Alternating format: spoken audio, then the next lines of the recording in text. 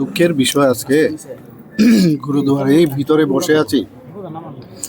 তবুও যেহেতু আপনারা প্রশ্ন করেছেন, তো কালকে প্রায় 2-2:30টার সময় আমার হঠাৎ করে শরীর খারাপ হলো এবং শেষ পর্যন্ত উনি দেহত্যাগ করেছেন এবং প্রয়াত হয়েছেন।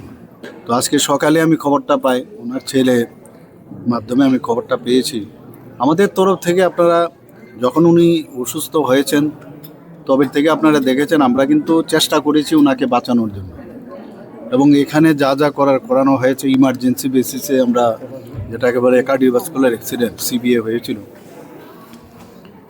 এবং গ্রিন করিডোরও আমরা করেছি। আপনারা জানেন যখন টিএমসিতে ভর্তি হয় সবই করলাম। এখান থেকে আমরা এয়ার অ্যাম্বুলেন্সও পাঠিয়েছি। ওনার ছেলেমেয়েরা যেটা বলছিলেন যেখানে যে হসপিটালে নিয়ে যাওয়ার সেখানে আমরা পাঠিয়েছি। আমি নিয়মিত খবরও রাখতাম।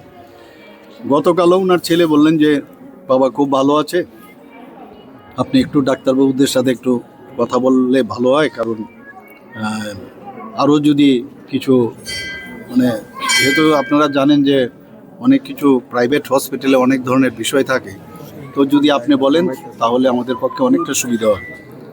বাস এরপর তো এই ঘটনা ঘটলো। আমি প্রায়শই ডাক্তারবাবুর সাথে কথা বলতাম, যিনি অপারেশন করেছেন, আগরতলা এসেছিলেন, ওনার সাথে আমার সাথে কথা বলেছেন।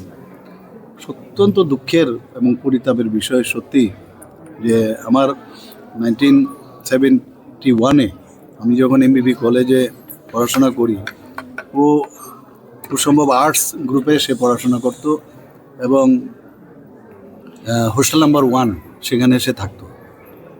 আমরা বলতে গেলে ব্যাচমেটে, আমার থেকে 1 বছরের ছোট হবে, কিন্তু সত্যি একজন প্রিয়জনকে হারালাম, বন্ধুকে হারালাম, এবং ত্রিপুরাবাসীর জন্য এবং বিশেষ করে আমাদের অ্যাসেম্বলির জন্য একটা বড় ক্ষতি হয়ে গেল। যেভাবে উনি অ্যাসেম্বলিকে পরিচালনা করতেন সেটা কিন্তু ইতিহাস হয়ে থাকবে আগামী দিন। আমরা একটা বিরাট লস হয়ে গেল।